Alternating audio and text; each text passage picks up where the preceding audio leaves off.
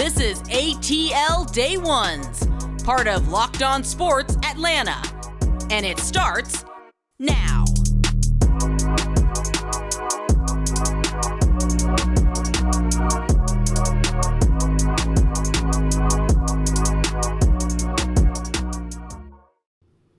It is ATL Day Ones with Jarvis and Tenitra.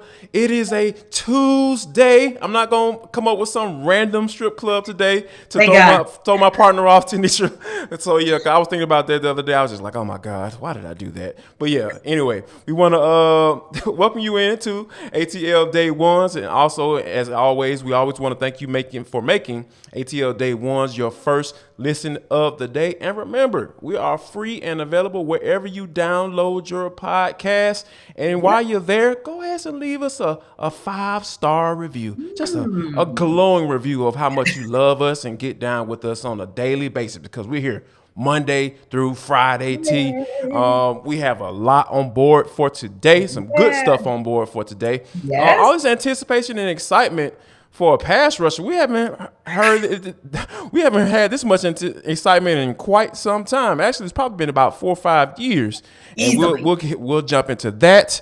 Also, man, the Hawks, Luka, Trae Young. What does it mean? Batman, Robin. I'm just throwing keywords out here so you can anticipate what we're about to talk about in our deep dive. And last but not least, in our for the culture, y'all, like they always talk bad about us and how we don't support our teams. I got some big old facts to bring to the table and to ask, like, okay, where are those same people? They have disappeared. Shocking. All right. But before we get to all of that, I think that, with rookie minicamp now in the books, and we talked about, a guy that kind of stood out to us yesterday in Drake London, and just how big he is and imposing he is. If you missed that, make sure you just go to the Locked On Sports Atlanta on YouTube and check that out, and so you can get caught up. Yes. But today, I think it's another guy that I would think it would behoove us to bring up, because he was a guy that had made a big impression on the both of us. And I think, we're talking about Arnold Ebiketie. And this is something that I thought that was kind of interesting because, he was a guy that was traded up for. Yes. Yeah, in the second round. And the Falcons have had issues with rushing the passer, 18 sacks last year. Yes. And they have tried to get, bring in pass rushers, T. And I think the first guy that I thought that you brought up was, Takk McKinley back in 2017. He was brought in, and I think that there was a lot of anticipation and excitement back then. And I think, with Arnold Ebiketie coming in now, I think this is something that, we've seen this movie before, and we all know how Takk McKinley ended. Yeah. And I think that, Arnold Ebiketie has some pretty big expectations to live up to. Oh, absolutely. And it's so interesting because, like you said, we were talking about Takk McKinley, and that was the last time we saw excitement. And at that pass rusher position, and just to be able to affect the quarterback. And one of the things that we liked about what his nickname is AK, so you're going to hear us call him AK from time to time. One of the things that we really liked about AK was his ability to possibly be that person. See, Jarvis and I, we're a little more realistic, right? So we look at the fact that in Takk McKinley's first year, we're talking 6 sacks, and his second year, we're talking 7 sacks, and it could have been so much more if not for his body betraying him. So that's something that oftentimes is out of your control. So here we have a fresh start, right? We're looking at somebody who is a fresh slate, and why not? Think about it, Jarvis. If he got 6 this year, that would be a third of the productivity from last year from sacks alone. So you're already ahead of the game. But what I like about him as well is a 6'9" wingspan. That tells me that you should also be able to affect the passing game in different ways, right? So I'm looking for passes defensed as well. I'm looking for you to be that person who's disruptive as well. And that's one of the things I want to continue to watch, even when we get to take a look at him in training camp, the way we were able to take a look at him in rookie minicamp this past weekend. Once they start getting into situations where they can put pads on, right? And even into the preseason, how much can you show us about some of those, we'll call them additional or auxiliary stats, or maybe even, Jarvis, we talked about Grady Jarrett, some of the things that don't show up in a stat line, but to start getting in position to where, no, you can't put three players on Grady Jarrett, or you can't put two players, you can't double team or triple team anybody on the Falcons defense, because that means you're going to leave him open. And if you want to leave Ebiketie untouched, then that means the guy on the other side under center, he's going to get touched. Yeah, I think it's two things with me. I think you want, and it basically sum up what you were saying is he needs to be disruptive. Like he needs to be able to. You need to know that 47 is on the field, and there's another guy that came in with a lot of anticipation in Vic Beasley. You know, there were times where he just disappeared in games. He didn't record a stat. There were times where he didn't record a stat. He didn't even get a tackle. And I think that's the expectations that we have set, on this show, and we will continue to set, because I think that, if you are a guy who was traded up for, so they saw value, they felt like they weren't going to get you where they were sitting, and that's why I say this is the parallels between he and Takk McKinley are pretty similar, and because they ended up trading up with the Seahawks to come get him in 2017. So all of those things, those factors come into place. Like the expectation is like you got to be disruptive, and I'm not necessarily looking at hardcore numbers, specifically sacks. It'd be great if you can get 6 sacks. Amazing, love it. Keep them coming. But I think with me right now, given the Falcons' dire situation that they have of guys actually breathing on the quarterbacks, let alone getting them on the ground. I think that, I'm greedy. I'm hungry. I want to see it all. I don't want to just see sacks. I want to see sacks. I want to see tackles for loss.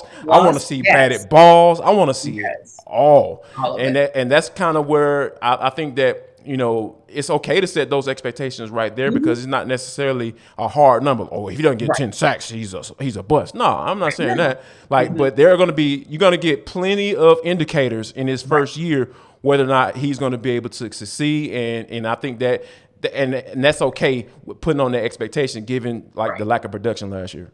Yeah, because we recall also someone in Foye Oluokun who slowly but surely made his way, and he was affecting things on defense, especially the run game, but he was affecting things on defense long before his stat lines caught up with him last season, right? So last season gets you the stats, that gets you the big payday, but we're talking about seeing and watching up close and personal in your and my continuous trips up to Flowery Branch for training camps and practices, if you will, and even watching games, seeing the progression. And even, I just had to take a quick look at his numbers. And that's one of those things you want to see when you look at Foye leading the team, for example, with 192 tackles, but it's the solo tackles, it's the assisting in tackles, only 2 sacks.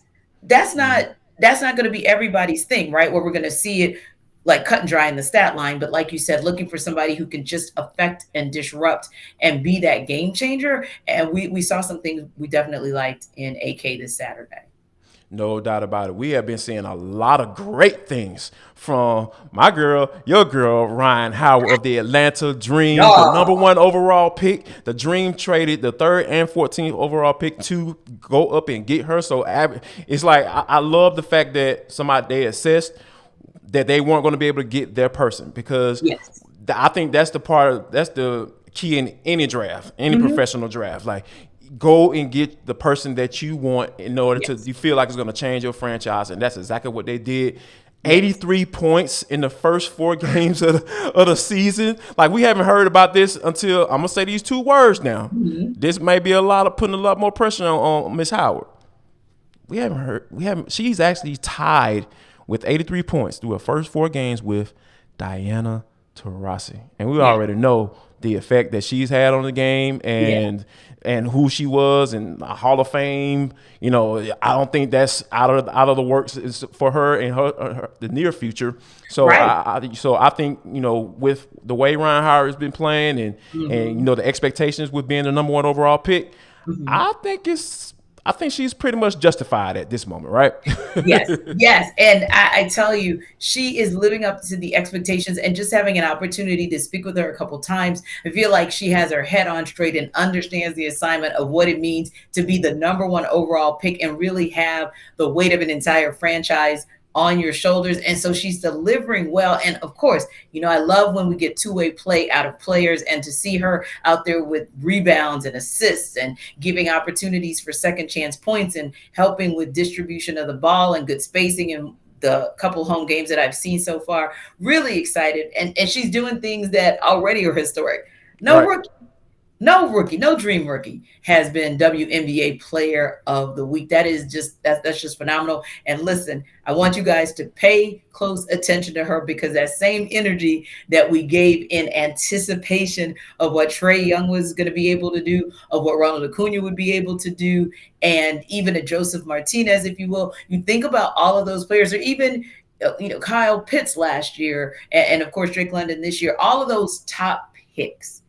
And especially when you have a situation, of course, where you trade up to go after that guy or that girl, give her that same energy, because she's delivering early, and I believe she'll also deliver often as well. We'll see tonight. Hopefully we'll talk to you guys about the Dream improvement of 4-1 behind Miss Rhyne Howard as they look to take on the Fever for the second time in 3 days tonight. And also tonight, the Atlanta Braves will be taking on the Brewers, trying to figure out how to score some damn runs. Yeah, because the math ain't happening for the Braves. Yeah, the math just ain't right. 16 strikeouts, they lose 1-0. You have a great performance by Ian Anderson and, Spencer Strider. I don't know about you, but you have to be concerned at this point. I know Memorial Day is our show template, right? That's our show concern, right? That's where we're gonna get concerned. But I don't know. I'm starting to get a little bit more concerned as we get closer and closer to this Memorial Day benchmark. Yeah, because it's the 17th. So, right. Memorial Day is right around the corner. Yeah. And Jarvis, I make the joke all the time, like, okay, whether we're talking sabermetrics or saber-tooth tiger, whatever in the world they call their metrics in baseball that they get overly obsessed about. Don't be mad, Grant McCauley. Analytics. Don't be mad at it. Don't be mad at us. You guys make sure you check him out post-game for Locked On Sports Atlanta, because he's great with it. But there is one interesting stat that I hope can keep Braves country in a good space. There's this interesting stat of win-loss expectation, right? And the Braves currently are 22nd in the league in terms of where they should be. But the good news is they're only one game out of where that win-loss, that particular sabermetric had them as of this point in the season. So I think that's very encouraging. Yes, they are fourth in the division right now. And yes, the Mets are one game ahead of where they were win-loss expectation or ratio was supposed to be at this point in the season. But again, Braves are just one game below where they were supposed to be. So I'm just going to take that as we're going to stay encouraged, but we're watching with a little concern. Indeed. We will be watching tonight. 7:40 is the first pitch. Tucker Davidson will be on the mound. Spencer Strider was supposed to be in that spot, but they had to use him last night. But, we will see if they can get back on track. And we will see that if you're going to come back around, you better come back around for the next segment, because we're going to get to a little conversation about Batman, Robin, Co-Robin, Luka, the NBA playoffs. We'll get into all of that and discuss whether the Hawks go from here. And we'll get into that, and that's coming up on ATL Day Ones with Jarvis and Tenitra, part of Locked On Sports Atlanta.